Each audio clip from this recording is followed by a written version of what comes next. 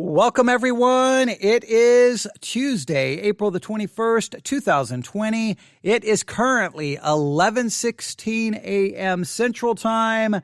And let me just tell you, this is going to be one crazy episode of the Theology Central podcast. This is going to be crazy, so you better sit back, you better buckle in, you may want to get something to drink, you may want to get something to take some notes, because this is going to be a wild ride. I don't know where it's all going to end, I just know where we're going to begin, and hopefully, well, I know this could be, I have a tendency this is going to be extremely controversial. I'm going to make a lot of people probably mad at me. But here's what I ask you to do. Let's listen to everything I say carefully. Don't take one comment out of context from the totality of this episode, because this is going to be a long episode. I mean, this is going to be long. I don't think we're going to be able to pull this off even in 2 hours. So we will see. We may have to stop it and come back for a part 2. I don't know. We're going to see. Please, if you have questions, if you're confused, if you don't understand, email me at newsif@yahoo.com, newsif@yahoo.com. If you email me, it's better to email me and ask me for clarification than to jump to conclusions, make false accusations, and walk away with a wrong understanding. I'm going to try to be as careful as I can, I'm going to try to make sure, we're going to look at things from a lot of different perspectives here, right? And so when you look at things from different perspectives, you make everyone mad at you, right? Because when you deal with a subject like we're going to be dealing with today, if you go with one specific perspective and that's the perspective you teach, you'll at least get everyone who believes that same perspective on your side. But if you're like, hey, we're going to look at this from a lot of different perspectives, we're going to ask lots of questions, we're going to try to be fair, then everyone gets upset because I'm not supporting their perspective. But this is a very important subject, especially in light of what appears to be recent current events. And it's important because it deals with something that's in the Bible. And it's important because there's been so much disagreement about what the Bible actually says and how we should interpret it throughout church history. And it's also important because there's been so much discussion about this since I was a kid. Since I was a kid, I heard discussions about this. So there's always been discussion. Every time you turn around, everyone's like, okay, this is the situation. And then it turns out not to really ever live up to all of the hype that was given to it. So we're going to try to walk through this cautiously, carefully, thoughtfully, and biblically. Carefully, cautiously, thoughtfully, and biblically. What more can you ask, right? You're like, I don't like that. I want you to say exactly what I think. Well, if you tune into this podcast for me to say what you think, you've tuned into the wrong podcast, because typically on this podcast, I don't say anything. I don't say anything that anyone thinks. I'm usually opposed to everyone's thinking. I try to go at things from a unique perspective, which usually creates a lot of hostility. But that's okay. That's okay. I can take it. No, I can't. Okay. Are you ready? I hope you're ready. We're ready. Buckle in. I'm giving you may want to take some blood pressure medication, right? You may want to, I don't encourage drinking. Okay. So I don't know. You may want to practice some breathing exercises. I don't know what to tell you, but this is going to be a crazy broadcast. Are you ready? I'm going to start this the exact way this all started for me. All right. I want you to imagine the scene. All right. It is about midnight. I'm getting into bed. I reach over to start listening to some podcast. It is pitch dark in my room. I hit play, and this is what I hear at midnight.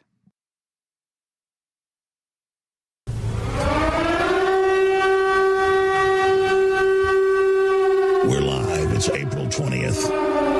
The year is 2020 on this Monday transmission, 196 days out from the election. World government's been announced. Forced inoculations have been announced. World champion tennis players are being told they can't play tennis unless they take an inoculation that doesn't even exist yet.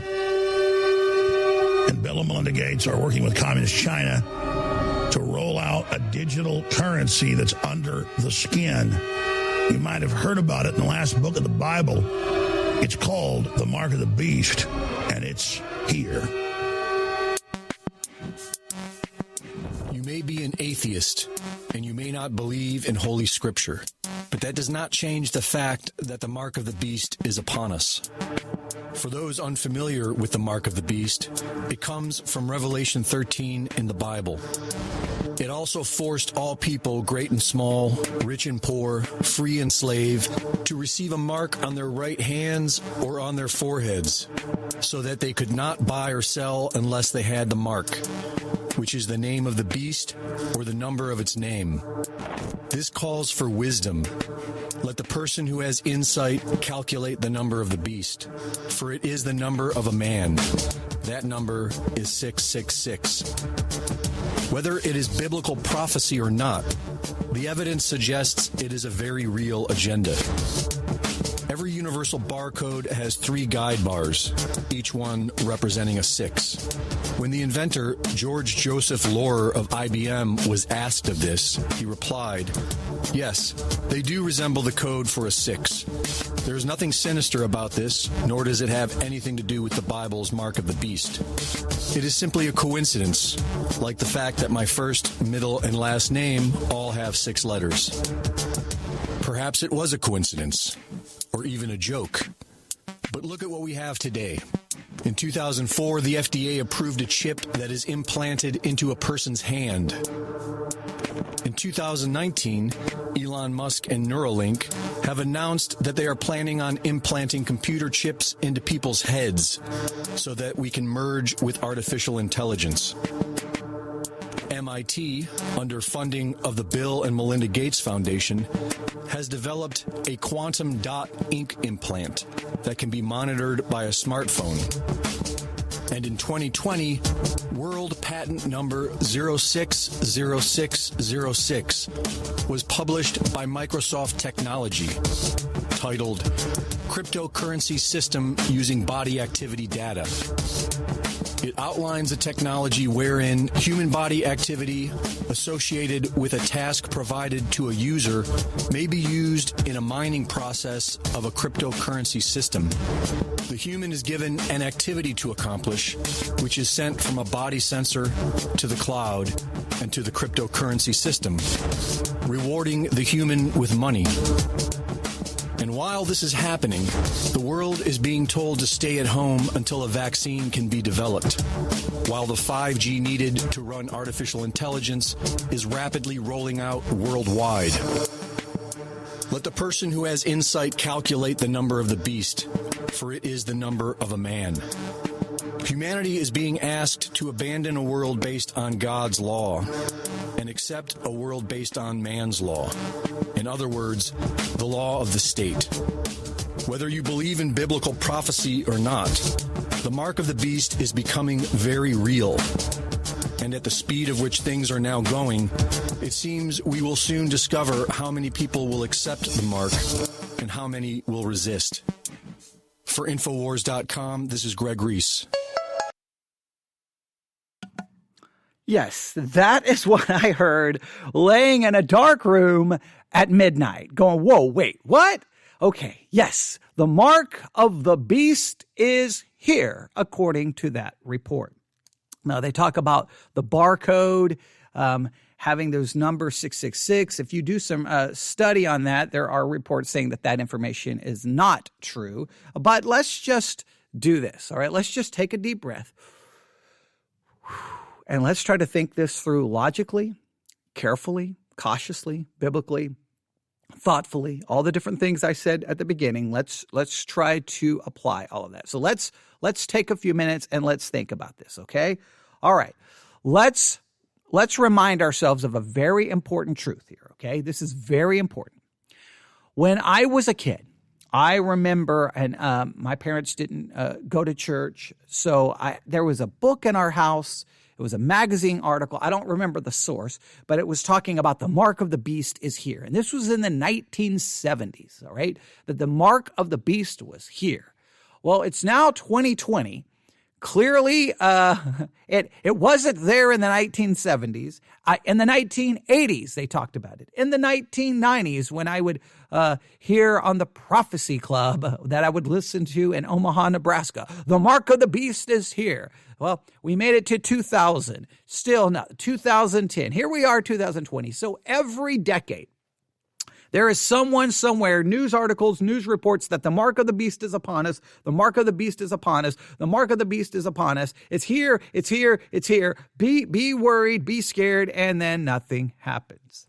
But we have to acknowledge at least this, that in our current situation with COVID-19, possible massive economic collapse coming all over the place, maybe a push for some kind of global currency, maybe because technology continues to advance, somehow using something placed in us as the way we buy and the way we sell, which would sound a lot like the book of Revelation. Now, they make lots of claims there.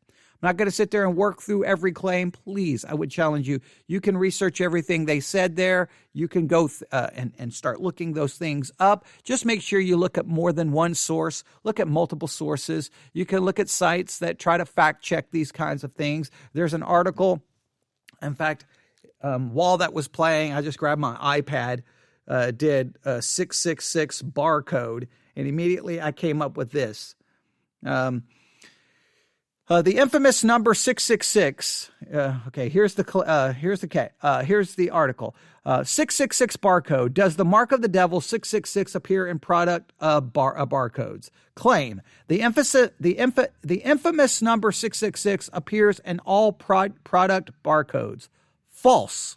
Right? And then they go through to show you how this is not completely accurate or that it's a misrepresentation of some of the facts. Okay, so I'm just saying that was took me 2 seconds to Google that. So some of that information there, I would put highly I would put it all in the suspect column until I do further research. But again, based off what's happening right now, all of this problem, all the problems with the economies, COVID-19, all the different things, people thinking about, again, there's lots of speculation of how bad the economic fallout's going to be. 20 million people, I think, now has filed for unemployment. We got lots of issues, lots of businesses that are not going to survive. I mean, we even read a report on one of the podcasts earlier during all of this that, they are predicting that possibly 5% of churches are going to close its doors by the end of 2020 because of all of this. Now, again, those are all lots of speculation, a lot of predictions, a lot of thinking of what's going to happen. But all I'm saying is there's enough uncertainty, enough craziness right now that a lot of people will try to move to say, well, we could resolve a lot of these problems if we had this, or if we had that, or if we had this. And there's always been this discussion of if every person, the discussion usually goes there's usually two elements here. If every person had a chip in them of some kind, well, number one, if that chip contained all of their medical information, this could be very important for healthcare professionals.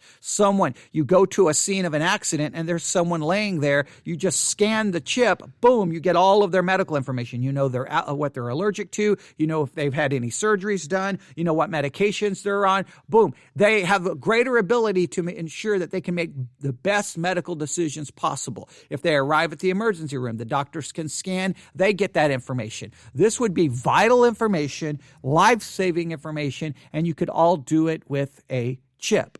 There's also been discussion of chipping children. Why? If they are kidnapped, we will know instantaneously where they are. Now, of course, someone would then probably try to remove the chip from them, but you get the idea. There's all these ideas of it can make things better. And then it comes along, well, you know what? We got cards. Why not just put a chip in someone and then they could just, buy and sell with it? Well, once you start entering into the buying and selling, that's when people get extremely nervous, because look exactly how the text reads in the book of Revelation, chapter 13, right? Revelation chapter 13. All right, look at verse 15. Revelation chapter 13, verse 15.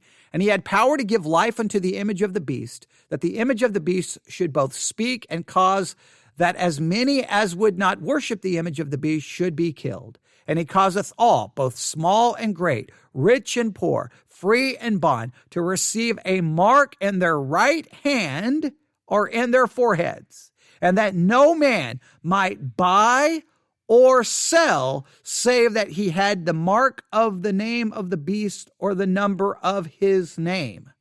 Here is wisdom. Let him that hath understanding count the number of the beast, for it is the number of a man, and the number is 666. Now, obviously, people get very concerned, and rightly so. I mean, let's be fair here, okay? Depending on your system of eschatology that you hold to and that you believe to be true, it is easy to mock sometimes people. Like if you hold to an eschatology that says, look, that's not a computer chip. There's nothing going in our skin. This has something to do, historically, that has nothing to do with future. This was all taken care of in the past, or whatever your system of eschatology is. So let's just say you have a system of eschatology that just denies this has anything to do with anything that is happening or will happen. You think it's already been taken care of. It's easy then for you to look at people and mock them and say, look how foolish these people are, look how dumb they are. But let's just at least be fair here. Anyone who's concerned, they are concerned because they've read the Bible, and that looks like a lot. I mean, let's be fair. That looks like and sounds like a lot of things that are being discussed currently in our culture, right? Computer chip, some kind of chip inside of us. You scan it at the grocery store, and without it, you cannot buy or sell. That is a global currency that could help, save all of the economies that are possibly going to crash because of the COVID-19 situation. These kinds of discussions make us at least go, wait a minute. That's concerning. And so we can't mock people who are concerned. We have to say, okay, we've got to try to deal with this passage of Scripture and figure out how to deal with it in a correct way. So I'm going to throw out just some different ways that it's been handled, some different options. I'm going to say these in a general way, so I'm not trying to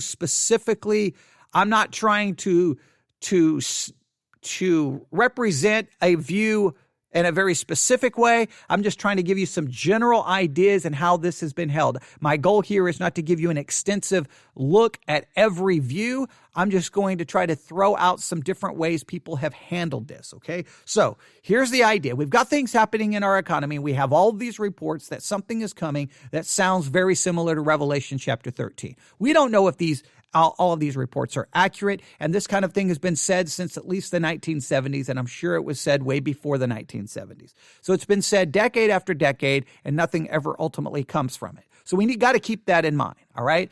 All of the things you just heard in that report, I'm very skeptical of. We should definitely place this in a category of speculation, and then do our own research to see which part of that report was true and which part of that report was false, which part of that report may have taken true information and misrepresented it in some way, shape, or form. So you should definitely do all of that. But let's just say, for argument's sake, that the situation is being developed right now as we speak to create a system that sounds very much like Revelation chapter 13, that you have some kind of mark, and without it, you cannot buy or you cannot sell. All right, now let's keep that in mind. Now remember, there were a long time people thought, basically we're saying debit cards was the mark of the beast. If you have a debit card and you can't buy or sell, well, I can buy or sell without a debit card because I don't carry a debit card, and I only pay cash for everything. Not because I'm worried about 666, just because,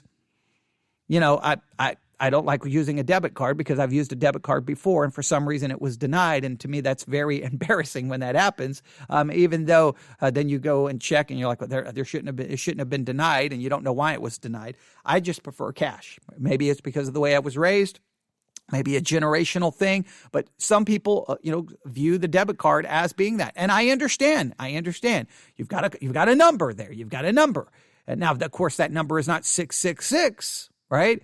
Now, I had a debit card for a long time that had the security code of 666, and it did not bother me, and I didn't feel like I had given myself over to Satan or anything like that.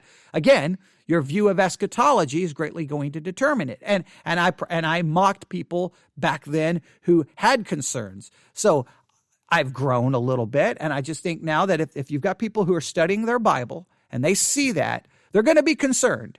And at least let's try to show maybe a little bit more respect than I would have when I was younger to saying, I can understand why they're concerned, especially in light of what's happening in our world right now, all right? There's a lot of things happening that does make it feel like, whoa, this is different. This is not the typical. I mean, we got the world, was shut down. We got economies that could possibly collapse. We got businesses that could be shutting down. People unemployed. There's a lot of uncertainty right now. So it definitely is not the time to mock. It's the time to go, okay, let's discuss this. So let's do this. Let's assume that there's something being put in place right now that looks a lot like Revelation chapter 13. If I say Romans, it's because we've been studying Romans for so long. Revelation chapter 13. All right. Let's just assume all of that is true for argument's sake. Now, once we come to the text, what are the different approaches that have been offered up in church history? Well, approach number one is that whatever it's talking about has nothing to do with the present or the future. It had something to do with the past. It had a historical. It had in other words, when it was written, it had a historical situation in mind. That a historical situation occurred. That historical situation passed, and we don't look for anything. It has nothing to do with us now. It had something to do with the people it was originally written to. Right? That's one approach. Another approach is, well, this all is coming to pass. However, Christians won't be here because by the time you get to Revelation chapter 13, Christians have been raptured out. So this is something that lost people need to be concerned with, but Christians will be gone before this happens. All right. So in other words, that argument would state this. This cannot ultimately be put into place until Christians are raptured out. All right. Others say, no. Christians will be here. Christians will be here, and we all need to be on the lookout for this. Now, the argument comes down to what do we mean by this? Well, some will argue, this is the way it will work.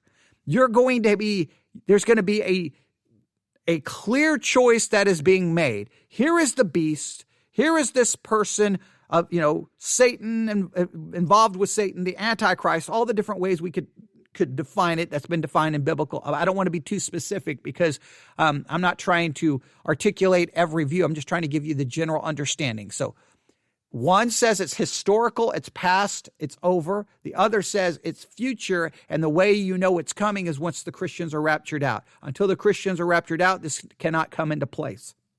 You may have all of the technology ready. You may have all of it being ready to go, but it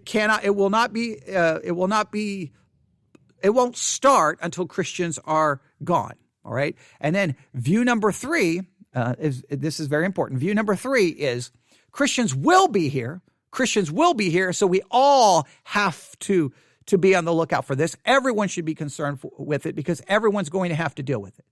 View number four, okay, I'm trying to draw a clear distinction between each one so that you can understand them. View number four says, okay, it is a mark.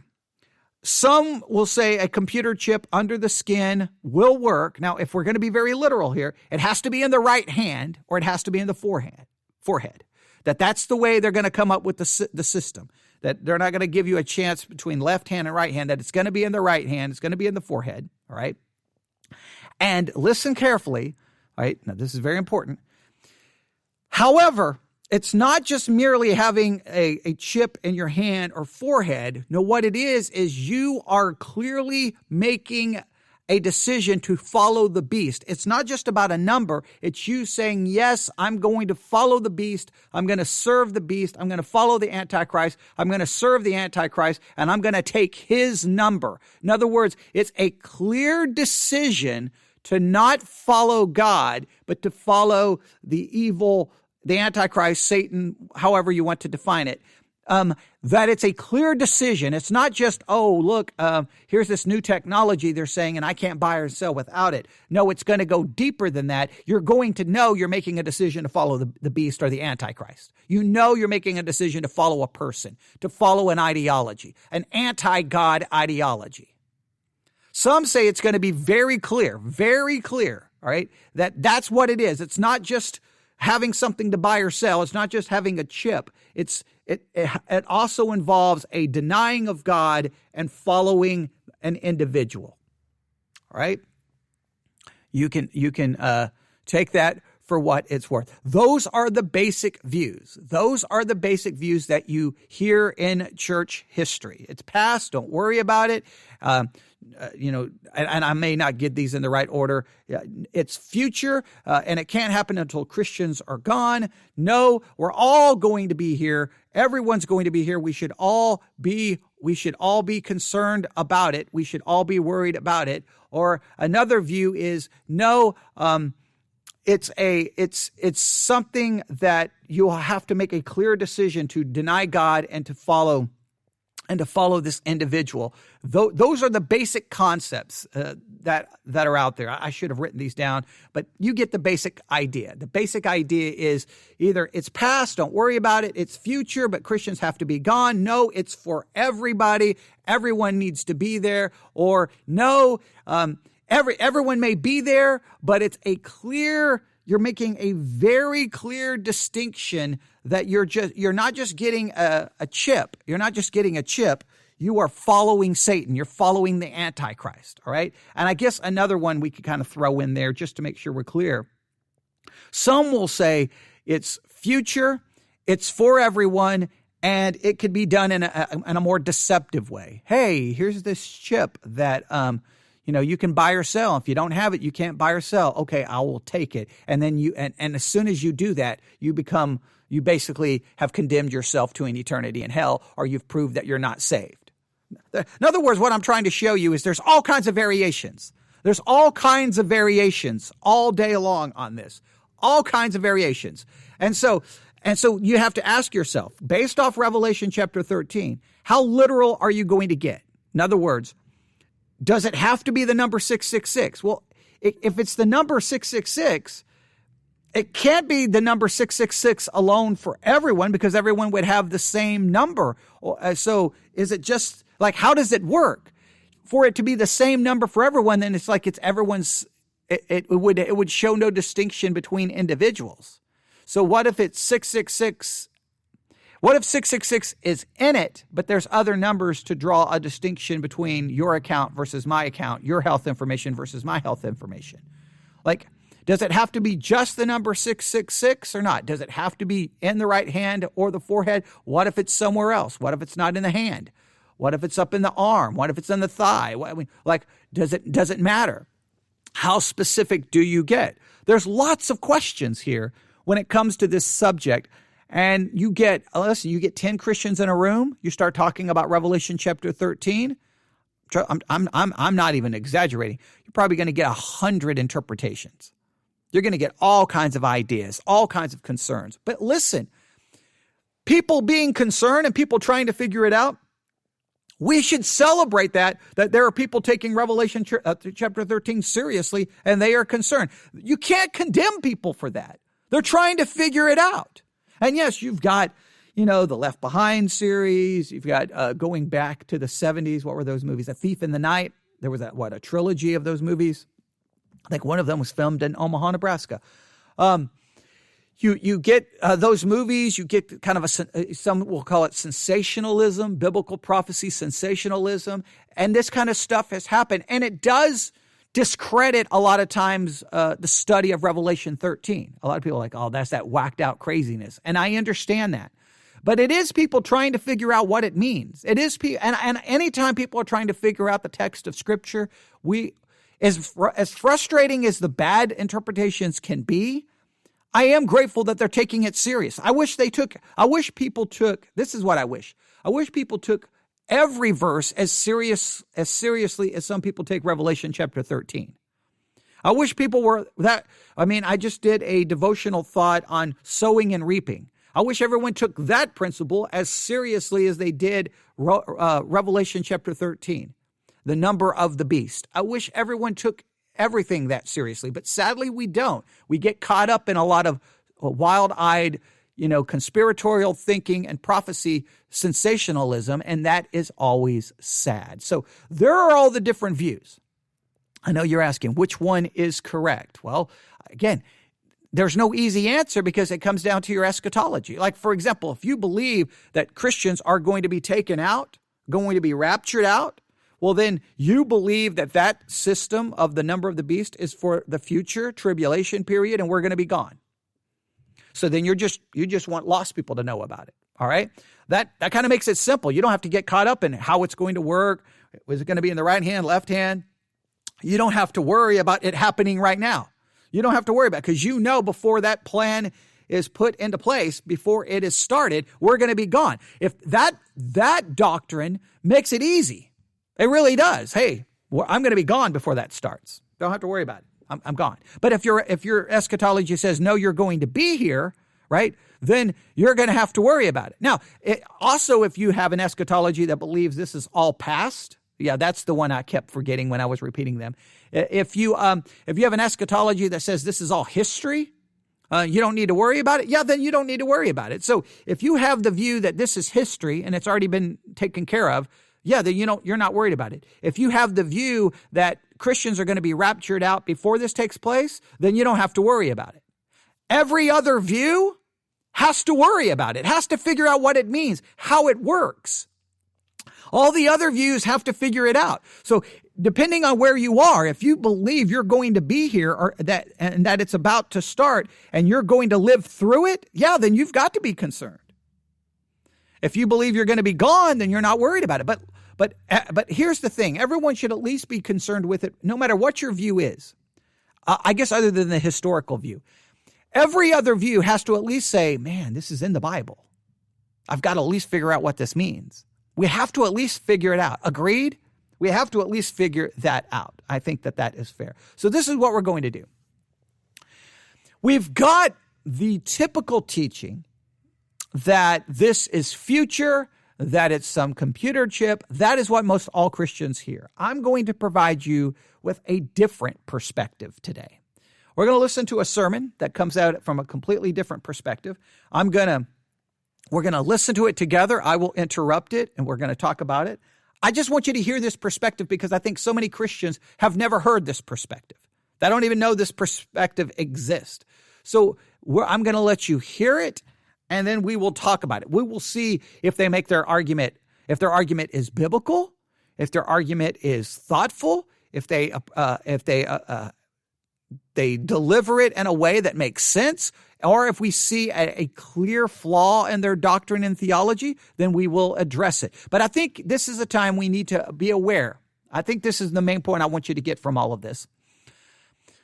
I think by going through all of those different perspectives, it's historical, we're going to be raptured out, no, this is for everyone, so we have to be worried about it. This may be for everyone, but it's going to be a clear distinction that you are making a decision to follow Satan. All the different views that I've articulated now a couple of times. I know I keep repeating them differently, but you get the idea. The main thing is for you to just realize there's so many different views. There's so many different ones. And every time I go back through them, I could think of a different variation or I could think of a different way of stating it. And I want you to feel that. I want you to feel, in some ways, I want you to feel like I'm repeating them and you're like, well, I could say it this way. I could say it that way. Well, there is this version of it. I want you to realize that if you try to find unity and a clear answer within Christian history on it, you're not going to find it. You could search commentary after commentary after commentary, sermon after sermon, go back to the church fathers, and you're going to find all kinds of different ideas. All kinds of different ideas. I want you to realize that because I don't want you to think that there's just one clear answer that Christians are in agreement on. They are not. Revelation 13, the whole book of Revelation leads to constant disagreement within Christendom. It does. You've got the idea from the rapture to no rapture. You got the idea of an actual physical millennial kingdom where Christ returns to the earth and sits on the throne for 1,000 years. To no, there is no physical kingdom. That there's nothing literal there. That's basically the church ruling and reigning right now. The church is supposedly ruling and reigning. That's allegorical, that it's not literal. When it says Satan is bound, he's not literally bound. That's symbolically being bound at the cross, but he still roams about seeking whom he may devour. I mean, you can get into all of these discussions, and they go on and on and on. And listen, how you deal with the book of Revelation as a whole will have a lot to do with how you deal with Revelation 13. It really does. So I think it's good for us to hear a different perspective. Sound good? A different perspective. I've thrown out all kinds of different ideas and different approaches. I know I've probably done that a little bit better. I didn't think about writing them down, but they're there for you. And just make sure you understand, I wasn't trying to be too specific because I want you to just realize there's lots of, if I say this is view number one and I'm very dogmatic in how I state it, then what happens, all the people who hold to that view will say, no, that's not accurate. I'm not trying to be specifically accurate about each view. I want you to just see that that it's a continuing, evolving process of all these different ideas about how to handle Revelation 13. There's so many variations out there that I could spend 3 days going through each view. And then as soon as I give the view, there'll be someone going, well, I believe that view, but you didn't state it correctly. We really mean this. And then if I came back and corrected it, then someone else would email me going, no, I believe that view, and that's not correct. We believe this. And you'd be like, well, can anyone agree on exactly what they believe? Because everyone has their own ideas and thoughts about it, right? So just keep that in mind. If we could break all the views into 2 camps, all right? Or we're really 3 camps. It's past, don't worry about it. It's future, Christians are going to be gone, so we don't have to worry about how it works. Or 3, it's future, and if we're alive on earth, we're going to go through it. All of us, Christian and unchristian alike. So we have to figure out how it works. We have to figure out how it works. All right. And then those fall into different camps of, well, it's going to be a clear decision. It's going to be a clear decision. You're going to take the number. And when you take the number, you know you're following Satan. You're following this man, the Antichrist. You're making a decision to turn your back against God. Others say, no, it could be very deceptive. And you take the number because you want to buy and sell. And the next thing you know, you're under the control of Satan. So you've got the past. Don't worry about it. Future, Christians are going to be gone. Don't worry about it. Or future, we all are going to worry about it if we're on this planet. However, it will either be a clear decision of what you are doing or you're going to be deceived by it. There you go. Is that a good summary of it? I think that's a good way of summarizing all of it. Trying to make it simpler to do that way. All right, so let's listen to this sermon. Here we go. I told you it was going to be a wild ride. I told you to sit back. I told you to buckle in. All right. And I know I'm already getting, I don't want to move on because I feel like if I don't go back through all of those and somehow try to clarify them, but I don't want to clarify them. I want them vague so that you realize, well, wait, I kind of believe that view, but I believe this. Exactly. You have your variation of it and everyone has their variations of it. And that's why this is so problematic and why there's been so much disagreement in church history. But we're going to hear a very specific perspective. I probably think about 90% of the listeners are going to disagree with what they're about to hear. But that's good, right? Because you're hearing a different perspective. So let's just jump right in because we've already gone way along and this is going to take a long time. So here we go. Would you stand with me for the reading of God's Word? Our Old Testament lesson this morning is taken from the book of Daniel, chapter 8, verses 15 through 26. While I, Daniel, was watching the vision and trying to understand it, there before me stood one who looked like a man. And I heard a man's voice from Ulai calling, Gabriel, tell this man the meaning of the vision. As he came near the place where I was standing, I was terrified and fell prostrate. Son of man, he said to me, understand that the vision concerns the time of the end. While he was speaking to me, I was in a deep sleep with my face to the ground.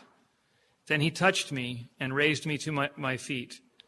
He said, I am going to tell you what will happen later in the time of wrath, because the vision concerns the appointed time of the end. The 2-horned ram that you saw represents the kings of Media and Persia. The shaggy goat is the king of Greece, and the large horn between his eyes is the first king. The 4 horns that replaced the one that was broken off represent 4 kingdoms that will emerge from his nation, but will not have the same power. In the later part of their reign, when rebels have become completely wicked, a stern-faced king, a master of intrigue, will arise. He will become very strong, but not by his own power. He will cause astounding devastation and will succeed in whatever he does. He will destroy the mighty men and the holy people. He will cause deceit to prosper, and he will consider himself superior. When they feel secure, he will destroy many and take his stand against the Prince of Princes. Yet he will be destroyed, but not by human power. The vision of the evenings and the mornings that has been given you is true, but seal up the vision, for it concerns the distant future. Let us pray. Our Father, we have heard wonderful things out of your word. We praise you for revealing Christ by promise and shadow in these pages. Help us to understand these words for thy name's sake. Amen. Today's New Testament lesson is taken from Revelation chapter 13, verses 11 through 18. Then I saw another beast coming out of the earth. He had 2 horns like a lamb, but he spoke like a dragon. He exercised all the authority of the first beast on his behalf, and made the earth and its inhabitants worship the first beast, whose fatal wound had been healed. And he performed great and miraculous signs, even causing fire to come down from heaven to earth in full view of men. Because of the signs he was given power to do on behalf of the first beast, he deceived the inhabitants of the earth. He ordered them to set up an image in honor of the beast who was wounded by the sword and yet lived. He was given power to give breath to the image of the first beast, so that it could speak and cause all who refused to worship the image to be killed. He also forced everyone, small and great, rich and poor, free and slave, to receive a mark on his right hand or on his forehead, so that no one could buy or sell unless he had the mark, which is the name of the beast or the number of his name. This calls for wisdom. If anyone has insight, let him calculate the number of the beast, for it is man's number. His number is 666. All right, now let's go back. They for their scripture reading went a little further back, and when I was hearing it, I thought, okay, this is very helpful, all right? So let's go back and let's just consider this, all right? Let's consider this as being future. Let's consider that this is future. Let's ignore the concept that this is something in the past. I think what we're about to hear is going to argue for this as being taken care of in the past, has nothing to do with the future. Let's go with the argument that it is future, right? And let's not even consider right now the possibility of Christians being gone. Let's just go through this and think about this carefully, all right? Let's go to Revelation chapter 13. Let's go back to verse 10. He that leadeth into captivity shall go into captivity. He that killeth with the sword must be killed with the sword. Here is the patience and the faith of the saints. And I beheld another beast coming up out of the earth, and he had 2 horns like a lamb, and he spake as a dragon. And he exerciseth all the power of the first beast before him, and causeth the earth and them which dwell therein to worship the first beast, whose deadly wound was healed. All right, now, if we're going to go in some kind of chronological order here, we're going to make an argument for chronological order. I'm making an argument for some kind of literal reading. Before we ever get to the mark, before we ever get to the buying and the selling, something has to occur, right? We have this whole idea. Look at verse 12. He exerciseth all the power of the first beast before him, and causeth the earth and them which dwell therein to worship the first beast, whose deadly wound was healed. So we have everyone worshiping someone whose deadly wound was healed. Now, I'm not going to get into all the specifics, but I'm saying this is something that would have to take place before we ever get to the mark, correct? Next, verse 13, he doeth great wonders, so that he maketh fire come down from heaven on earth and the sight of men. Before we ever get to the mark, we've got to have this great miracle of fire coming down from heaven and the sight of men. I haven't seen that happen. Have you? All right, no.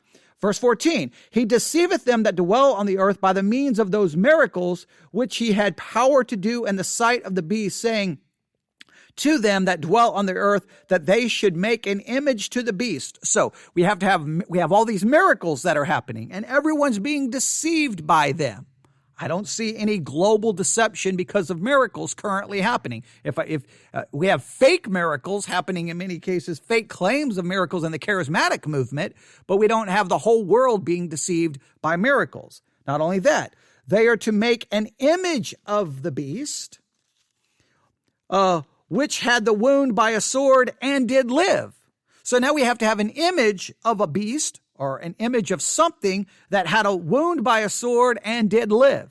Well, that hasn't occurred. Verse 15, and he had power to give life unto the image, that the image should both speak and cause as many as would not worship the image of the beast should be killed. Well, something else has to take place. Some image has to be put up. It's given the power to speak, and if you don't worship it, you're killed. None of that is occurring. This is always left out when people talk about the number of the beast. They just run to a computer chip buying and selling. Well, if we're going in order, all of these other things have to transpire first, unless we throw out that this is not in any chronological order. Verse 16, and he causeth all, both small and great, rich and poor, free and bond, to receive the mark in their right hand or in their foreheads, and no man might buy or sell. All right. So please note, all of those other things have to take place somehow in connection with it. You got miracles, you got people worshiping, you got power given to the beast so that it can speak. If you don't worship it, you're killed. That cannot be ignored in light of this. So if you're going to go with future, right, that this has some meaning, either it could be happening, future. In other words, it could be happening right now, over the next couple of months, couple of years, couple of days. Well, all these other things have to transpire. Unless you say all those other things are not literal, but the mark is literal, right? So keep that in mind, all right? The chronology there, I think, is super important. I think that destroys how a lot of people approach the text. All right, let's go back to this sermon. Shall we pray? Our Father, we have heard wonderful things out of thy word. We praise you for revealing Christ as the fulfillment of the Old Testament, and ask you to give us your Spirit so that we may understand the fullness of your truth. Amen.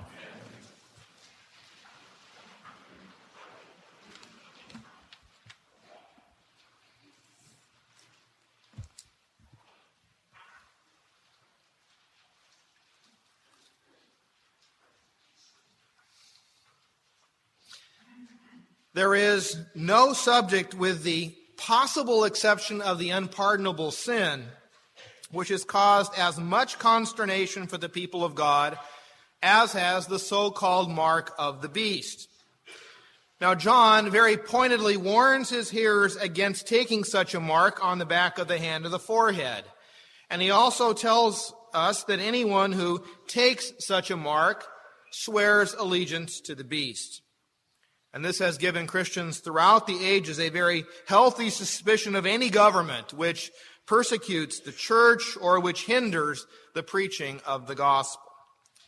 It leads to a number of questions in our own day and age about advancing technology and increasing government control over many areas of our personal lives. Now, this warning from the apostle creates, unfortunately, a climate in which sensational predictions and warning about political events and technology become the norm. And so we must do our best this morning to bring clarity to this most difficult and controversial of subjects. Now, for the past several weeks, we have been working our way through Revelation chapters 12 through 14, in which John introduces his reader to the 7 main characters in this great drama of redemption. Like the seal judgments of Revelation chapter 6 through Revelation 8:1 and the trumpet judgments of Revelation 8 through 11, the vision recorded here in Revelation 12 through 14 describes that entire period of time between the first advent of Christ and his second coming from a distinct or new theological vantage point. Now, please note, you're hearing an interpretive perspective being given, that this captures from the first advent to the second advent. Okay, so that means it seems what they're going with is that this whole thing pictures everything from the first advent of Christ to the second advent of Christ, not necessarily a specific 7-year period, but it's covering all of this time. Okay, that's a very unique perspective. That is telling you that I guarantee you what this is clearly going after, and just listen to me carefully, is that they do not interpret this as being literal, but allegorical. Now, I want to make sure we try to hear the perspective this is coming from, and you can already begin to argue the difficulties with that, because if it becomes allegorical, then what does it mean, right? If you hear about trumps and seals, and you're like, well, all of these things have taken place over, since the first advent, and while we're waiting for the second. Well, wait a minute. Some of these things sound like there's no way you could say they've ever happened before. All right, or that they've happened or currently happening. I mean, you go look at some of the things mentioned in the section that he just stated and ask yourself, has these things happened? And if you say they have, then you need to pull up the news articles that show you when they've happened. And if you can't prove that they've happened, then guess what you do? You say they're allegorical. And if they are allegorical, then guess what you do? Then they don't really mean anything. Right? At least something to consider. But we can't go back and get into all of that. But just, you got to learn to hear sometimes, that's the hermeneutical principle that they are using. And you see how this is going to lead. How do they interpret Revelation chapter 13? But again, I want you to hear a different perspective, because you at least have to know that this other perspective does exist. All right, here we go. Calling this different camera angles. In this section of Revelation, John gives us a very vivid description of the struggle that takes place between the people of God and our great adversary, Satan, who has been cast down from heaven to earth, where he now seeks to wage war upon the church of Jesus Christ through the agency of surrogates, the beast and the false prophet. Recall that in Revelation chapter 12, John had introduced the first two of these 7 characters, the woman and the dragon. The woman, as we have seen, is the Israel of God, bearing a crown of 12 stars upon her head, symbolic of the 12 tribes of Israel. The woman gives birth to the Messiah and is subsequently protected by God from the wrath of the dragon, who seeks to sweep her away with a torrent of lies. But God, in his grace and mercy, protects the woman from the devil's attacks, and so, frustrated on 2 occasions, the dragon leaves the woman in the wilderness where God has been protecting her, and now seeks to wage war on the woman's children, those whom John describes in Revelation 12:17 as people who obey the commandments and hold to the teachings of Jesus. John is, of course, referring to the church. Now, another major character in the story is the dragon, who is identified as Satan.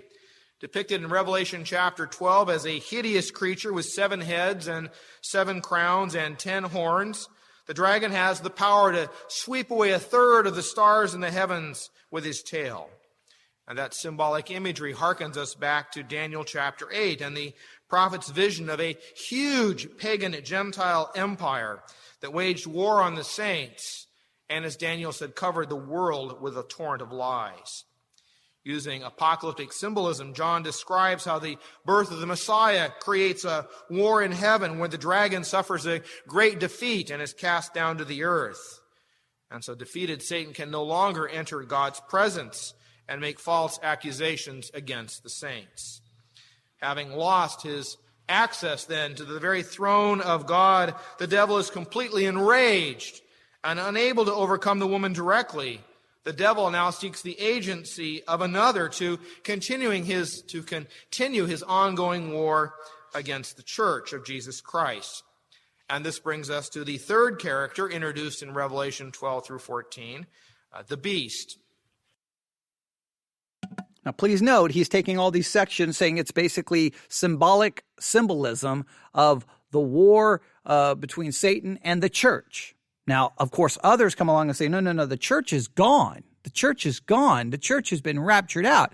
So you already see radically different eschatology at work, radically different approaches to the text. Some say, no, this is describing a specific period that is yet to come. It's not talking about things that's happened since the first advent of Christ and things that the church has experienced, and that this is all symbolic description of a war between Satan and the church. If all this is a symbolic description of a war between Satan and the church, well, you go through there and read all the things that have been said. It becomes like, well, what does this even mean? You go back and read about the trumpets and some of the things that happen as a result of the trumpets. You've got, these locusts that are released. You've got 4 angels released from the Euphrates. The 4 angels were loosed, which were prepared for an hour and a day and a month and a year to slay the third part of men. You got the third part of men destroyed. You've got fire and brimstone being released. You got plagues. You got all of these crazy things happening in the passages leading to look at Revelation chapter 9, Revelation chapter 8. You look at all of that. And again, if you just say that's just all symbolism about a war between Satan and the church, it becomes hard at some point to say, does that really make sense? Like it begins, this is my estimation, it begins to lose its power. Like you're reading all of this, and you're like, man, a third part of men, these locusts, and they're torturing people, and you've got all of these things happening, and you've got craziness going on. But no, that's just all symbolism. And all it does is just symbolism saying that there's a war between Satan and the church. You see, at some point you're like, well, that's kind of a very descriptive language to only describe a war between Satan and the church. Right? I mean, like, how do you deal with that? But I understand the reason to approach it that way. Trust me, I do. Because then you don't have to sit there and try to figure all of this out, because some of it's almost impossible. Like, do you go with a very literal locust? And then others will say locust means, helicopters, and you get into all kinds of craziness. Either you're literal, and once you become symbolic, look, here's what happens. Those who take a very symbolic approach that, hey, this is just representing a war between Satan and the church, and this is just using apocalyptic symbolism, and that the only thing we interpret this symbolism to mean is that there is hostility between Satan and the church, and that's it. Well, if you're going to go with that kind of symbolic approach, make sure you understand it's hard for you to then turn around and mock those who then say, oh, that's a nuclear weapon. That's helicopters. That's a computer chip. They're just using the same mindset of symbolism and going. So either you're literal with the text, or once if you're not literal, you can play down the symbolism as to not really meaning anything, or you can play up the symbolism to involving nuclear war, helicopters, guns, tanks, armies, and you can go the other direction. So to me, it's either symbolism that's played down or symbolism that is played up.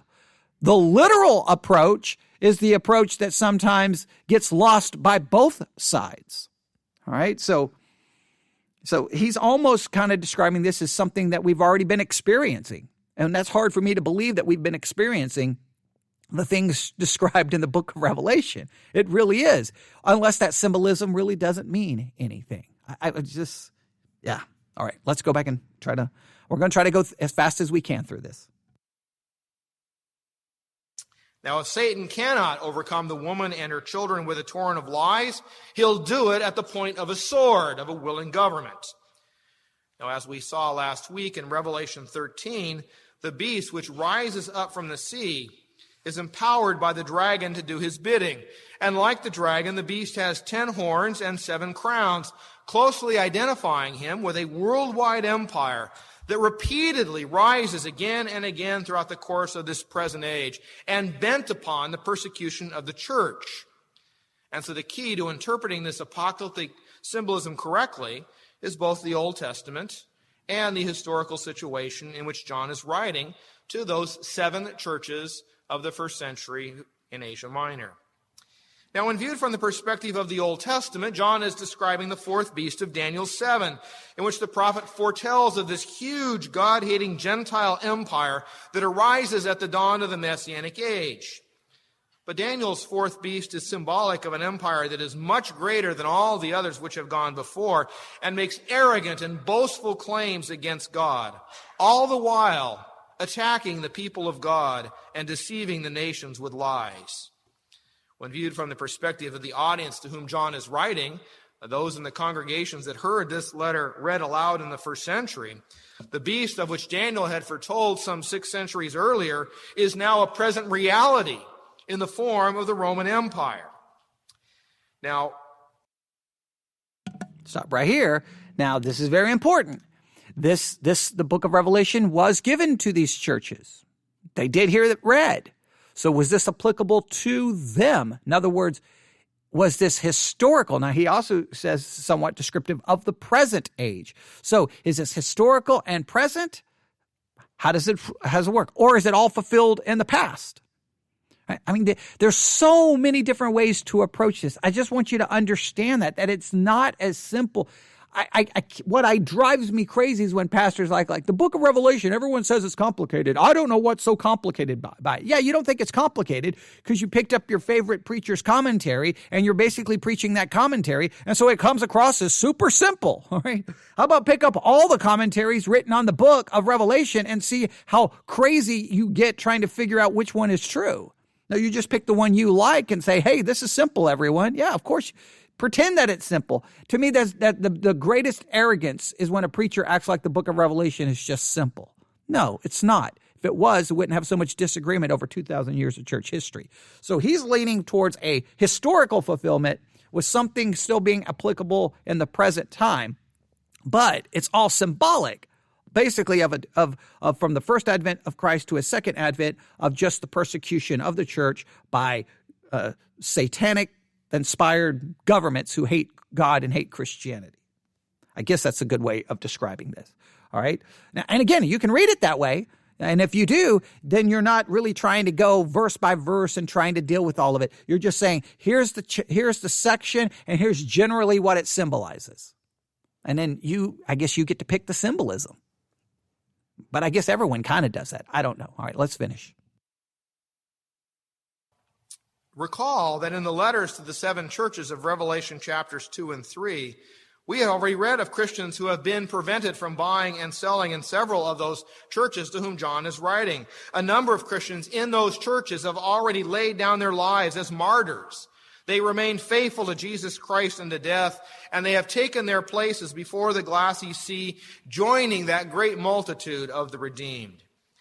And therefore, when John sees the beast coming up out of the sea, the apostle is speaking of the Roman Empire, which even then, as he's writing, was persecuting the church of Jesus Christ.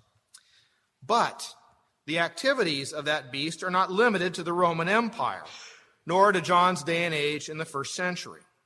In fact, this satanically empowered beast rises again and again throughout the course of this age, only to be thwarted by God after a brief period of time during which the beast is indeed allowed to persecute the church.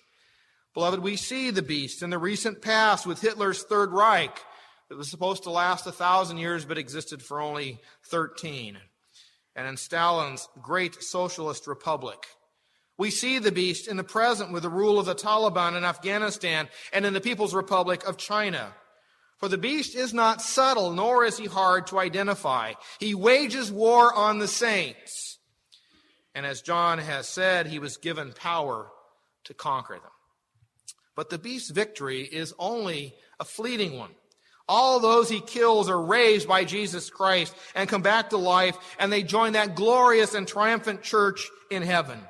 And therefore, even though it looks to men like the beast is triumphant, he's actually being defeated. For the martyrs overcome the dragon, John says, through the blood of the Lamb.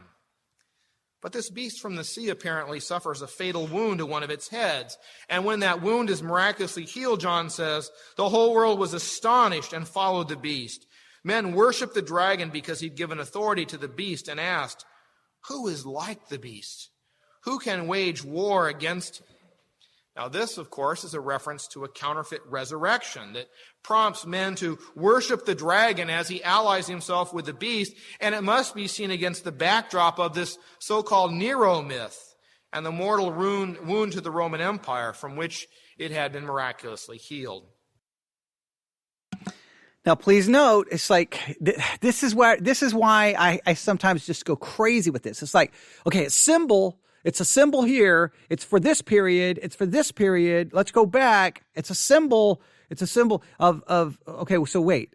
So is this a symbol about Nero? So this is about Nero. So then does it have any ramification to the present? I mean, you go through that Revelation 13 passage, you've got someone with a wound, they're miraculously resurrected, you've got the world worshiping. So how much of it is simply symbolism, or how much do we try to find an actual connection to it? If you try to find an actual connection to it in history, then you either have to leave it in history or you start trying to find an actual connection to it in the present. If you start trying to find an actual in other words, if it has an actual connection to real events in history, and then you're going to say it's still relevant to the present, then shouldn't you try to find actual connection to something in the present? Like, this is just this weird, like, it's symbolic, it's not symbolic, it's connected to this, it's not.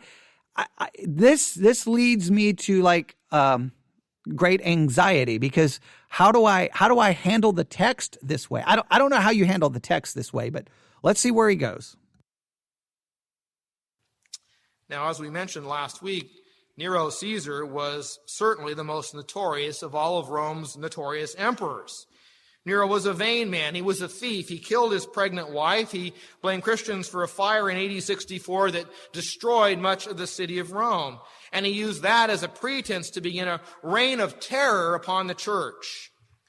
By all accounts, Nero was evil personified, and a ruler under whose reign Rome went from being a pagan empire, which was largely indifferent to Christianity, to an empire which was overtly hostile to Christianity, and whose emperors would be increasingly regarded by their subjects as deities. Now, when Nero committed suicide in AD 68 at 30 years of age, rumors quickly spread that Nero had either gone into hiding and would come back to attack his enemies and seek revenge, or that he would be or had been raised from the dead. And so Nero becomes an object lesson for Christians in all ages. If we wish to identify the beast in our own age, we look to the Roman Empire under Nero. Now, if Nero committed suicide, I think he said 68 AD. If he said 68 AD, well, the book of Revelation, now listen, this is very important, is commonly dated to about 95 AD. 95 AD. Yes, Nero reigned from 54 AD to 68 AD. Now, this is very important. If the book of Revelation written in 95 AD is referring here back to Nero, then this is not prophecy. This is not prophecy. This is writing in symbolic form the history of what Nero was a part of. So is it prophecy? Is it not prophecy? I want to make sure you have those dates. He mentioned that date, but this is very important. Hey, if this is any way going to be tied to Nero, why write it in such symbolic way? Nero is dead. If this is 95 AD, Nero's been dead from 68 AD until 95 AD when the book of Revelation has been written. Now, these dates are of great importance. Was this prophesying something to the original recipients? Hey, original recipients, I'm going to give you some code about Nero and what Nero did, and I'm going to try to show you how Nero, but it's not prophecy in any way. It's not in any way telling you the things to come. It's telling you the things that have already been. Right? So is this prophecy or not prophecy? Right? So I just make sure you have those dates. Most believe the book of Revelation was written in 95 AD, Nero dead in 68 AD. Keep that in mind. But the resurrection of the beast has a wider application beyond that of the rumors associated with Nero's death. Nero bankrupted the Roman treasury. He left the empire in shambles. Much of the city of Rome had burned and was not rebuilt. There was rampant crime, civil disobedience. Military victories were few and far between, and the great Roman Empire suffered what looked to be a mortal blow. And yet, through the succession of emperors who followed after Nero, including Vespasian and Titus and Domitian, Rome not only regained her former glory, she exceeded it. Order was restored, the army achieved a number of victories, and the economy flourished. Indeed, from all appearances, it looked as though The Roman Empire had suffered a serious setback under Nero, only to recover and achieve even greater heights under his successors. And so, all right, so now he's trying to argue that the fatal wound and the healing of the wound wasn't to a person, was to the Roman Empire that suffered a fatal wound but then recovered in a dramatic way. Now, please note, how do you argue that? How do you prove that? How do you prove that in any way, shape, or form? How do you come along and prove that? This is where you can, this kind of interpretation, you literally, and I've said this so many times, the book of Revelation, people can drive their interpretation that's the size of, 15 semi-trucks right into it. Like the way people read the book of Revelation, it is so open that you can fly airplanes, aircraft carriers. You can, no matter how big of an object, you can just slide it right into the text, and then you find it there. Hey, and just look how authoritatively he's saying that. No questions. Hey, Nero, he destroyed the Roman Empire. They had a fatal wound, and then they recovered. So that's what that's saying in Revelation 13? It's not a person? It's an empire? Now, maybe so. Maybe so. You could go back to Daniel, and maybe you could kind of say it's the beast. The beast represents an empire. This is one of the empires that suffered. You could possibly make an argument for that. You could try that. You could try that. All right. The beast is not a person. It's an empire.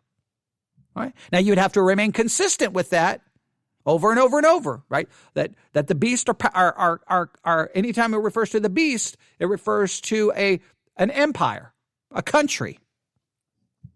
You could try to be consistent with that through the whole Old Testament and see. Now, we'll see if he stays consistent. Is it a person or is it an empire? We'll see if he remains consistent. All right, let's continue. Not only did the beast achieve a resurrection of sorts, but it was during this period that emperor worship began to flourish.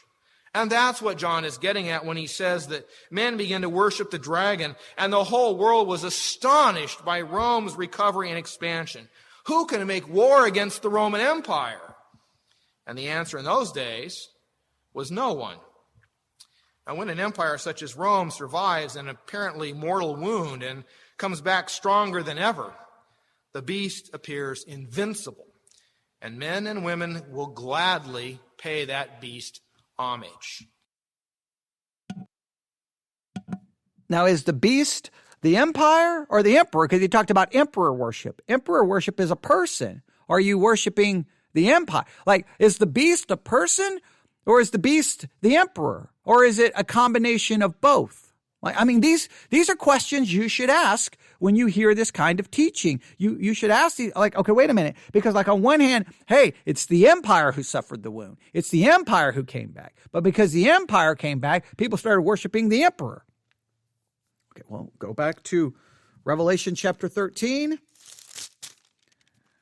Revelation chapter 13. Verse 11, and I behold another beast coming up out of the earth, and he had two horns like a lamb, and he spake as a dragon, and he exercised all the power of the first beast before him, and causeth the earth and them which dwell therein to worship the first beast, whose deadly wound was healed.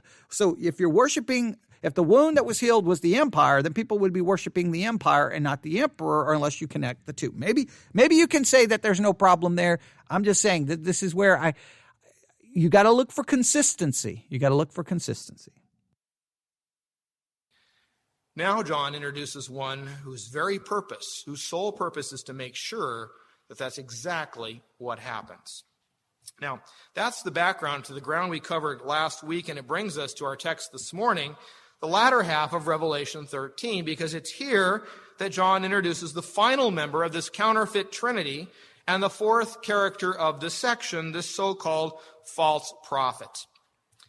Now, what John sees in verses 11 through 18 is very closely connected to the first beast that rises out of the sea. Says John, "Then I saw another beast coming out of the earth. He had two horns like a lamb, but he spoke like a dragon." Now, there are a number of very important theological points in that short declaration. The first is that this particular beast is called explicitly the false prophet in Revelation chapter 16:13, while here he's depicted as a messianic pretender coming up out of the earth. And second, since the first beast came up out of the sea, and this beast comes up out of the land, together it would seem that their influence extends to all the earth, land and sea, in an attempt to mimic the kingdom of God and to attract worship to the dragon whom they serve. Furthermore, and it's important to catch this, John describes the beast, the second beast, as having two horns like a lamb, but speaking like a dragon. So this two-horned lamb is clearly an imitator of the seven-horned lamb who was slain in Revelation 5:6. He is therefore a false Messiah who's closely allied with the first beast. His two horns mimic the two witnesses, the two lampstands, and the two olive trees of Revelation chapter 11. As a false Messiah, he promulgates false worship, or worship which is directed to someone or something other than God. And whereas the ministry of a true prophet is to lead the people to worship God, the ministry of a false prophet or a false Messiah is to entice people to worship the beast, which is the state. Together with the dragon, the beast, and the false prophet form a false or counterfeit trinity, placing themselves in positions of power and authority so as to deceive the world and receive the worship of the earth's people, worship which is only rightly directed to God. Now, based upon the prophecy in Daniel 8 of a secular empire, this lamb speaks with the full authority of the dragon who is Satan. And when he opens his mouth on behalf of the first beast, what does he speak? Lies. He's not only a false Messiah, he's a master of religious deception. And like the figure depicted in Daniel chapter 8, verse 25, the false prophet will cause deceit to prosper, and he will consider himself superior. And when they feel secure, Daniel says, he will destroy many and take his stand against the prince of princes. Yet he will be destroyed, but not by human power. According to Daniel, he exercises his power during a time of great upheaval depicted in Daniel chapter 8, verses 23 through 24. In the latter part of their reign, when the rebels had become completely wicked, a stern-faced king, a master of intrigue, will arise. He will become very strong, but not by his own power. He will cause outstanding devastation and succeed astonishing devastation and succeed in whatever he does. He will destroy the mighty men and the holy people. And so while Daniel speaks of this as coming to pass in the distant future, it's a present reality for John and for the Christians to whom he is writing in the first century. Now, this second beast, this false prophet, has been variously associated by Christians with the Roman emperor cult or the Roman Catholic Church or a myriad of false teachers throughout the history of the church. And there's a measure of truth in each of these associations. Indeed, there is much in the New Testament warning us of false teachers who will come and try and lead the saints away from their Savior. Now recall that in Matthew 24, verse 5, Jesus himself warned us of false messiahs who will arise within the church. In his first epistle, John warns us, "Dear children, this is the last hour. And as you have heard that the Antichrist is coming, even now in the first century, even now, many Antichrists have come. This is how we know it's the last hour. They went out from us, but they really did not belong to us. For if they'd belonged to us, they would have remained with us. Their going forth show that none of them belonged to us." And according to John in his second epistle, many deceivers who do not acknowledge Jesus Christ as coming from the flesh have gone out into the world. Any such person is a deceiver and an antichrist. But the second beast of Revelation chapter 13 is not just any false Messiah. He is a false Messiah with a very specific purpose.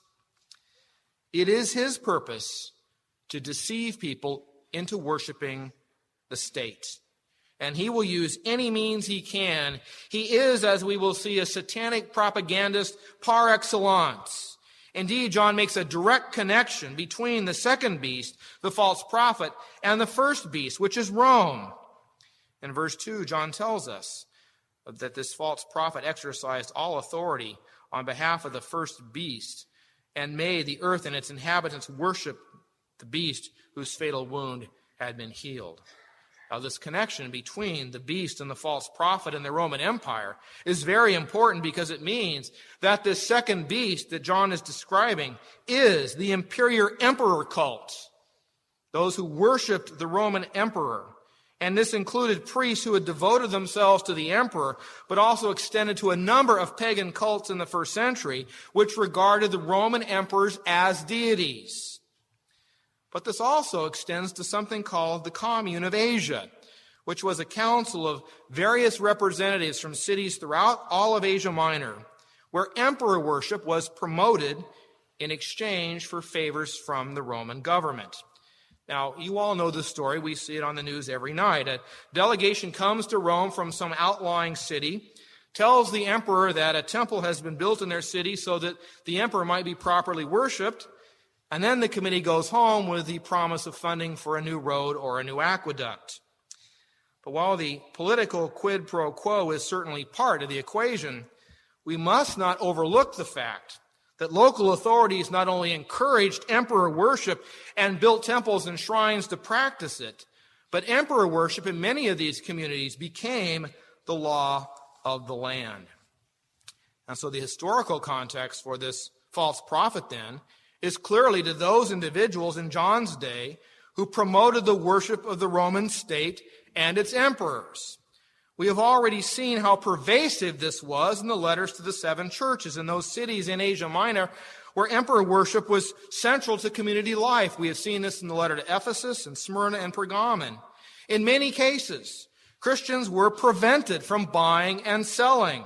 Many more were killed by the beast. And then there's the problem of local trade guilds, which frequently devoted themselves to a pagan deity, seeking that deity's blessing upon that particular guild. And these guilds encouraged and supported emperor worship, since emperor worship was necessary for the success of the guild. And so unless a Christian craftsman or tradesman was willing to ally himself with such a guild and acknowledge the pagan deity or the deity of the emperor, chances are that Christian didn't get work in his field. We've also seen references made by John in the 7 letters to the Jezebels and the false teachers in these churches, men who were holding to the teaching of Balaam, as well as to certain others who were telling Christians that yes, you can serve 2 masters. You can serve Jesus Christ and Caesar simultaneously. And so these are false prophets who seek to entice Christian people to worship the beast. And all of that is in view when John speaks of a second beast, a false Messiah who comes up out of the earth and who does the bidding of the first beast. But what about the beast's miraculous powers? In Revelation chapter 11, when we discussed the 2 witnesses who were slain by the beast, we saw that the church was given power to bring destructive plagues on the earth like Moses. The church was given power to shut up the heavens and bring down fire on the earth like Elijah. Those powers we saw mirror the first 4 of the seal and trumpet judgments. And yet Satan gave Pharaoh's magicians the power to perform. Let's stop right here. So now the beast, it seems, is representative. Remember, at one point the beast was the emperor. And then at one point it seems like the beast was the empire. And now this beast is representative of all false prophets and all false teachers. So there's a lot of ideas just being thrown at this. I still don't get it. Now these miraculous powers, he's going back to things in the past. But please note, if this, it seems where this interpretation is going to lead is that this has nothing to do with us, other than to beware of false prophets. Beware of false prophets. Right? Beware of false prophets. That's it. But its primary focus was on things in the past. Now, and it sounds like that there's a part of it that was even past when John was writing, that he was referencing to Nero and some of those situations where he died in 68 AD. So he was dealing with things that were true in 68 AD, 69 AD, 70 AD, 70 through 80 AD, 80 through 90 AD, and may have still been present somewhat in 95 AD. So So is this present? Is this future? Is this past? It seems that, hey, this just, again, what does this ultimately all represent? No matter how many different ways you say it, it just represents a war between Satan and the church. And false teachers arise. Now, again, it talks about miraculous powers. Now, is he going to say these miraculous powers? Now, he's going back to Moses. He's going like, is this referencing miraculous powers in the past? Or did it have anything to do with miraculous powers that someone saw somewhere between 68 and 95 AD? Like, I don't know. Let's see where he goes. Signs matching that of Moses. And so now the dragon gives that same power to the second beast. And according to verse 13, the false prophet performed great and miraculous signs, even causing fire to come down from heaven to earth in full view of man. Now that shouldn't come as a surprise to Christ's church, because Jesus himself warned the disciples, false Christs and false prophets will appear and perform great signs and miracles to deceive even the elect, if that were possible. Or are these genuine miracles, or are they satanic deception or chicanery? Well, although they're probably the latter, John does tell us in verses 14 and 15 that these satanic signs and wonders have great effect. Because of the signs he was given power to do on behalf of the first beast. He deceived the inhabitants of the earth. He ordered them to set up an image in the honor of the beast who was wounded by the sword and yet lived. He was given power to give breath to the image of the first beast so that it could speak. Now, here's the thing. Did they actually deceive the earth? Or is that just symbolic? Did they actually do miracles?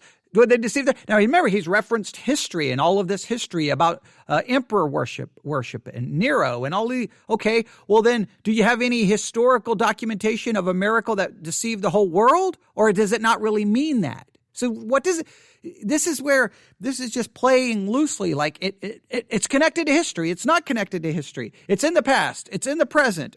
Where is it? What is it? What does it actually mean? And he's only got 10 minutes left, and the whole purpose of this sermon, if you look at the title, is the number of the beast. We still don't even know what the number of the beast is, and we've got 10 minutes. I'm telling you, it's not going to be much of an explanation, but this is how many approach it. And of course, you know the other way of approaching it, that it's a computer chip and all of that. I'm just telling you, there's drastically different approaches to this text. Let's see where he goes. We're going to try to finish this because we've gone long. Well, I told you it was going to be long, so I'm not too worried about it. Here we go. Cause all who refuse to worship the image to be killed. Now, as our Old Testament lesson last week, Daniel chapter 3 reminded us, Nebuchadnezzar had ordered the 3 men into the furnace for refusing to worship a golden image. And so too, the false prophet is given the power to take the lives of those who will not worship the beast or the dragon who empowers him. Mimicking the prophets of God, mimicking the Lamb who was slain. All 3 characters of this counterfeit trinity, the dragon, the beast, and the false prophet, now have taken their place in this great redemptive drama. They are, John says, the arch enemies of Jesus Christ and his kingdom. And they seek, through any means possible, to deceive the world so that instead of worshiping Christ, the world worships the dragon. And those who will not bow before them will forfeit their very lives. Their work was foretold by Daniel, but it was already a present reality when John was given this vision to record and then to disseminate to the churches. And so that's the background. All of that is the background for verses 16 to 18, when John speaks of the so-called mark of the beast and reveals to the churches the beast's secret number, which is 666. Now, according to John, the false prophet forced everyone, small and great, rich and poor, slave and free, to receive a mark on his right hand or on his forehead, so that no one could buy or sell unless he had the mark, which is the name of the beast or the number of his name. Now, despite our dispensationalist friends' insistence that this is a reference to future technology, probably computer-generated or an embedded microchip or some other wonderful technological gizmo supposedly placed upon people by the Antichrist during the 7-year tribulation period, the fact of the matter is there is no 7-year tribulation period. John calls the entire period of time between Christ's first two comings the Great Tribulation. And Christians in John's original audience, people in the churches to whom he is writing, already faced this very threat. John is warning Christians in every age, from his audience down to the ages unto ours this morning, to be on guard for the state when it seeks to impose its mark upon us by forcing us to declare that someone other than Jesus Christ is Lord. To take that mark is to worship the beast, which is to worship the dragon. Now, John has made it clear in Revelation 7 that the 144,000, which is the church upon the earth, we are sealed with the name of Christ. We are protected from God's wrath, though we're subject to persecution by the beast. John has also told us in Revelation 13:8 that all those whose names are not written in the book of life worship the beast. And therefore, the mark of the beast is a first-century phenomena. It's probably an allusion to the practice in John's day of the tattooing of slaves and soldiers and devotees of various pagan religions, indicating that they're owned by someone else, or at least their allegiance belongs to another. Such a mark may even be a reference to the emperor's image, which was on coins, contracts, and other official documents. The mark of the beast, taken on the back of the hand or the forehead, is an apocalyptic symbol, and it's a symbol for the state's stamp of approval, given only to those who go along with the religious demands made by the state. Those who comply, they can buy and sell and conduct normal commerce. Those who do not can't buy and sell and conduct normal commerce. And beloved, this was already going on in some of the churches to whom John is writing. Christians in these churches were being forced to choose at the point of his sword, who is it? Is it Christ or is it Caesar? But what about the number 666? Well, in verse 18, John says this calls for wisdom. If anyone has insight, let him calculate the number of the beast, for it is man's number. His number is 666. Now, as you know, throughout the history of the church, there has been much speculation about what this number means. And I'm not going to use what time we have remains this morning to go through the history of this. But I think, based on all that we've said so far, we all have a solution in view.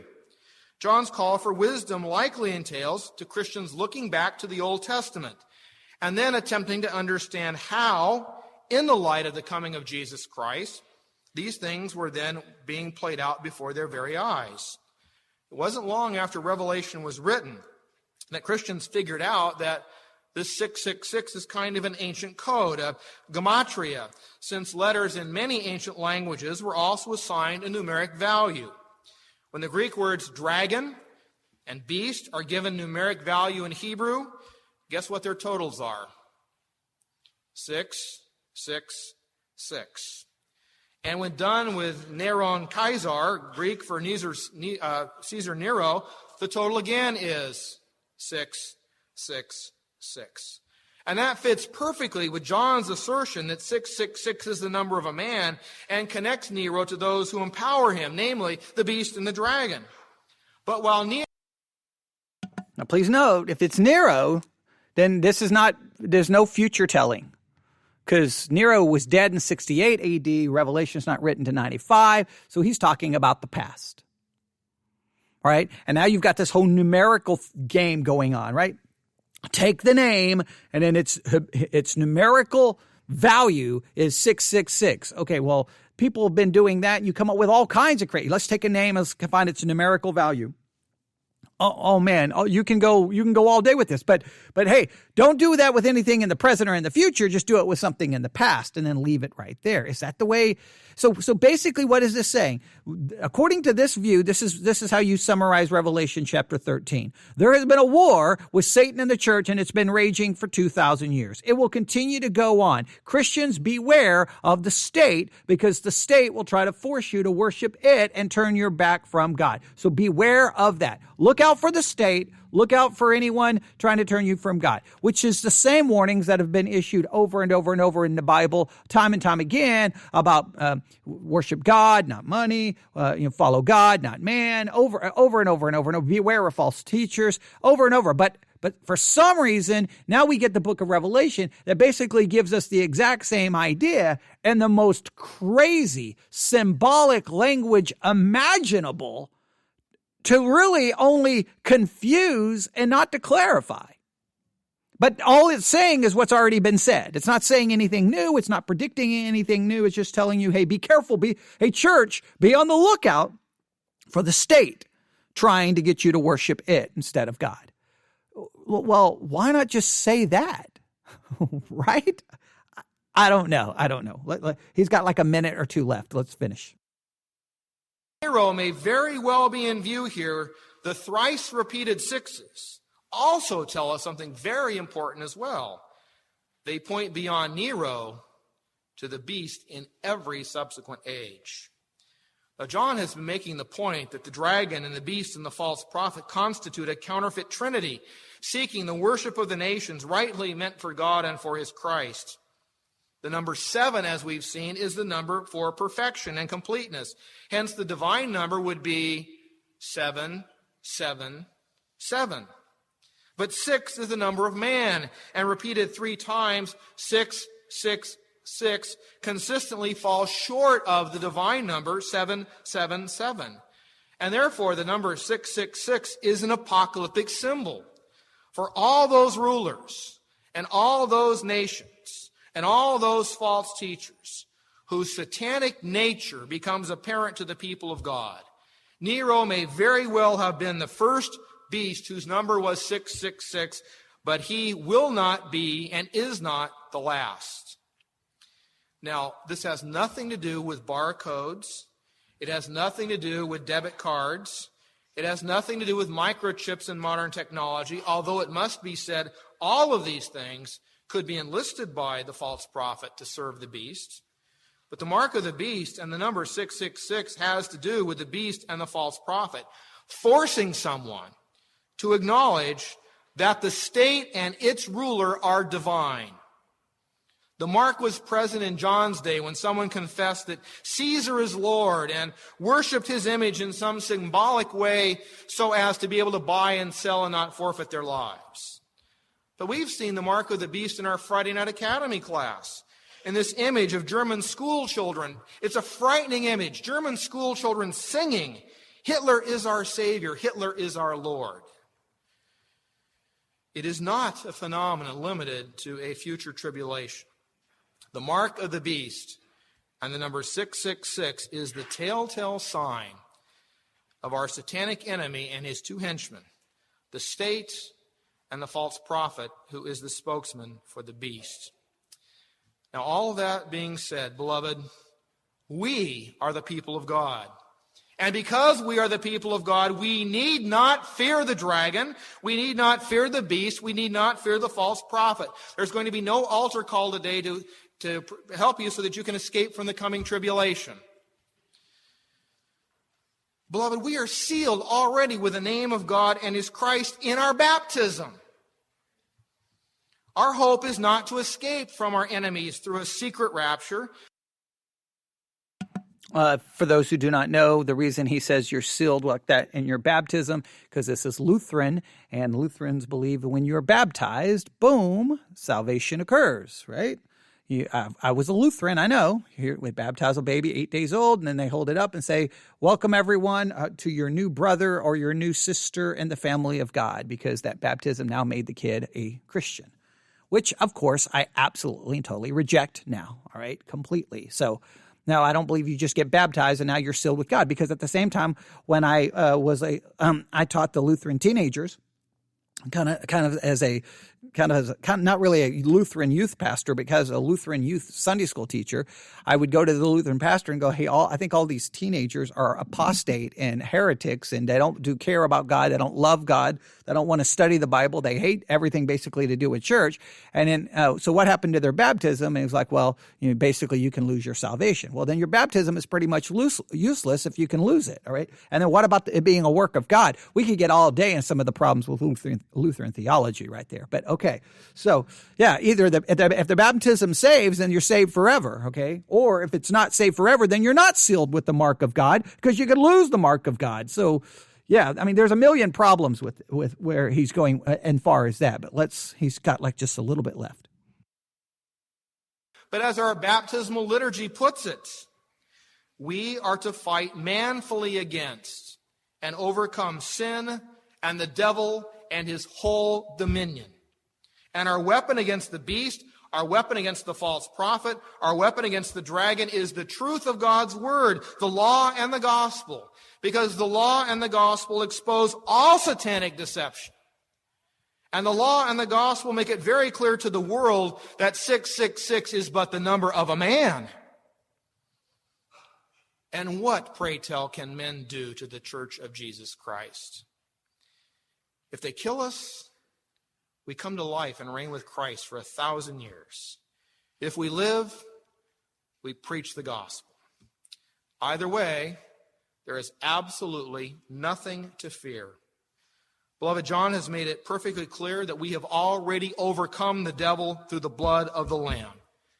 And therefore, no mark and no messianic pretender, no false prophet can ever separate us from the love of God that is in Christ Jesus our Lord. For we have been sealed with his name in our baptism. Amen.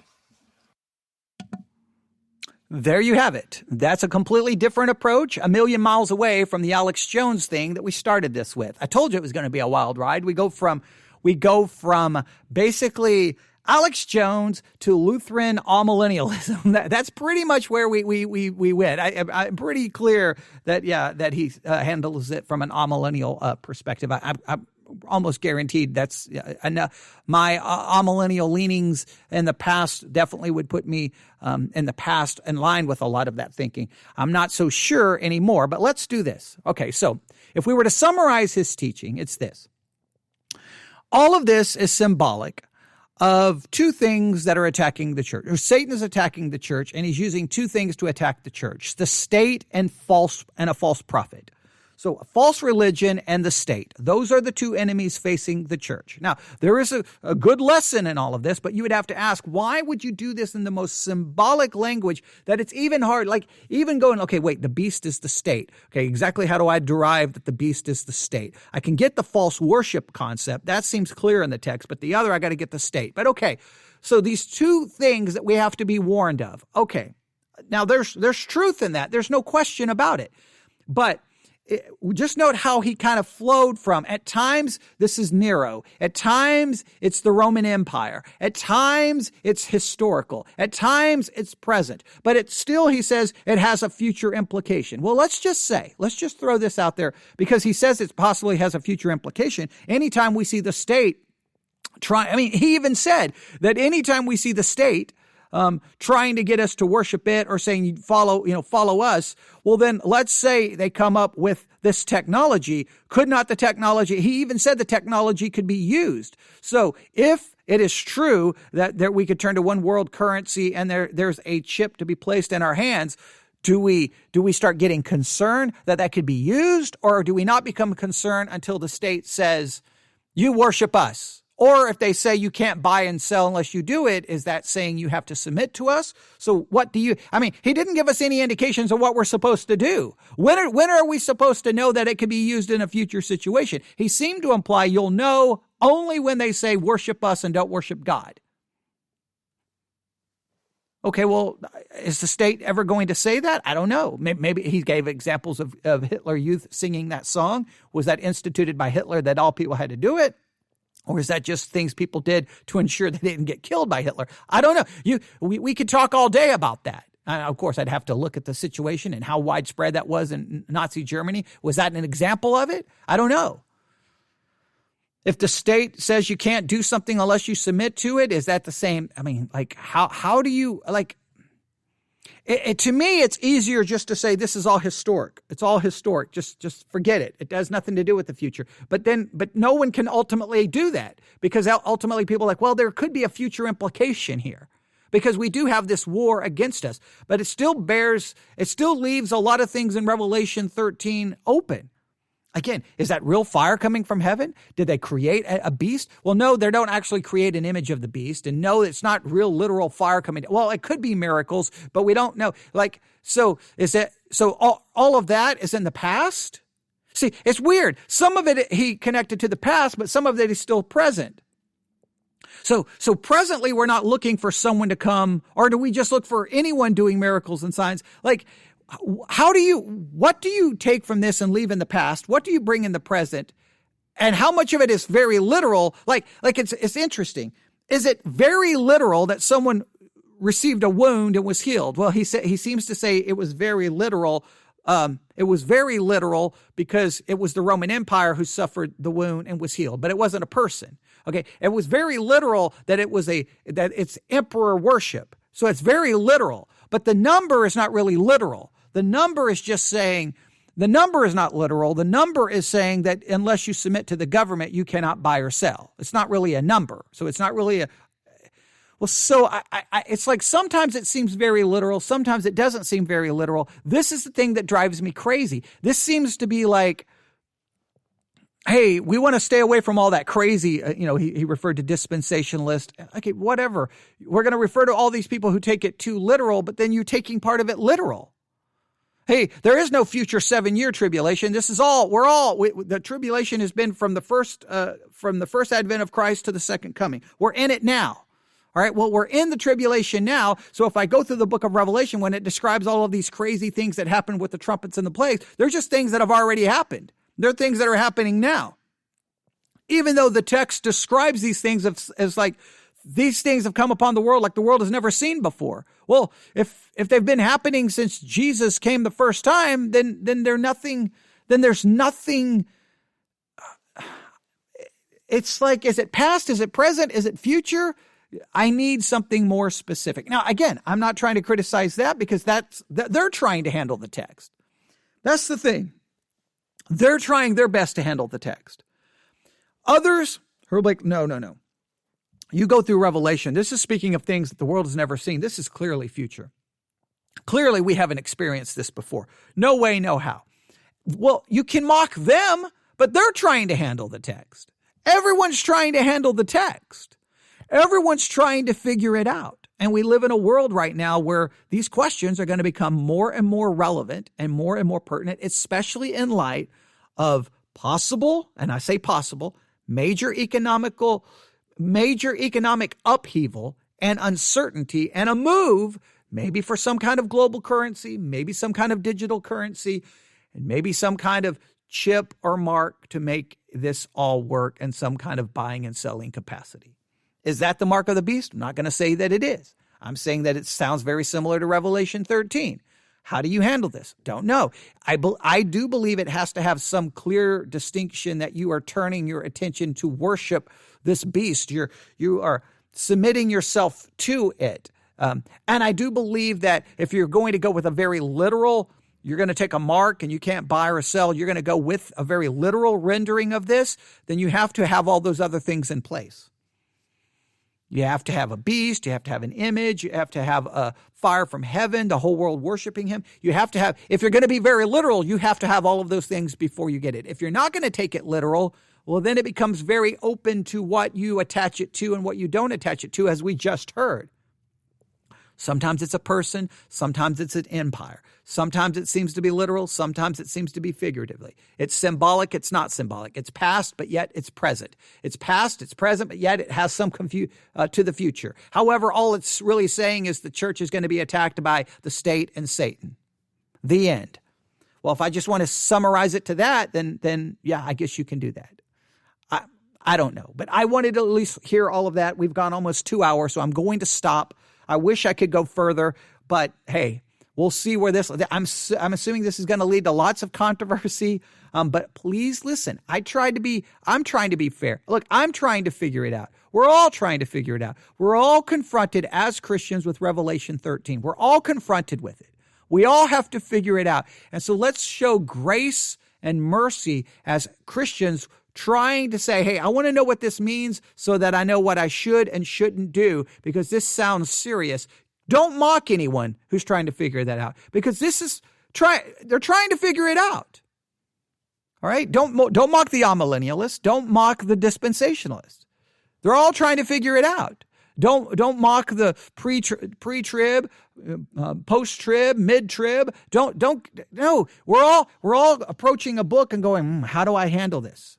How do I handle this? And please note, if your hermeneutic is pretty much take all the other passages very literal, like literal, that's literal, that's literal, that's literal. Okay, that seems to be symbolic language. Okay, I will understand that. When you get to the book of Revelation, it's like, are the 7 churches literal? Well, there were literal churches. Were those things literally happening in the churches that they seem to describe? Yes. At times, is it using somewhat figurative language? Yes, but isn't the figurative language pointing to real, actual events? Yes. Well, then what do you do with the rest of the book of Revelation? Literal historical events, figurative but they had to point to something. Okay, are they pointing to something future? If they're pointing to something future, is it simply symbolic of a general principle, or how literal do I take it? You're struggling with your own hermeneutic, because when you're reading the rest of the Bible, you're like, well, that's literal. Hey, I read the story of the Exodus, literal plagues, right? Does everyone agree? When you read the Exodus, literal bondage to a literal country named Egypt, to a literal nation, literally delivered through literal plagues that actually occurred. Actual plagues that actually occurred. The parting of the Red Sea, actual parting of the Red Sea. Drowning of them, actual drowning of them. All literal, right? Is that not how we take it? Well, we take Exodus literal, but we take Revelation figurative. Well, I know it's a different genre of literature. I understand that. I know it's apocalyptic literature. But once you start taking it symbolic, how do you just say, okay, here's 37 symbolisms. Let's set all the symbolisms aside and just go, what's the general principle? The general principle is Satan wants to attack Christians in the church. And if that's then that's the message chapter after chapter after chapter. You don't have to figure all those plagues and all of those things out. Well, they blow a trumpet and all this happens. Okay, that's just symbolic of Satan trying to attack the church. Well, here's another plague. That's just symbolic of Satan trying to attack the church. And then I can try to connect it to historical events going, well, in this year, in 78 AD, this happened, or in 70 AD, this happened. This is pointing to 70 AD. Well, then that means Revelation is not even pointing to the future, to the people they were writing to. It's reminding them of the past. And if it's reminding them of the past, why wouldn't it just use a historical narrative and not a symbolic apocalyptic narrative? Right? I mean, if it's apocalyptic narrative pointing to something that already occurred, why use apocalyptic language? And an apocalyptic language pointing to something future? These are questions everyone has to struggle with. All right, I'll stop right there. Email me at newsif@yahoo.com, newsif@yahoo.com.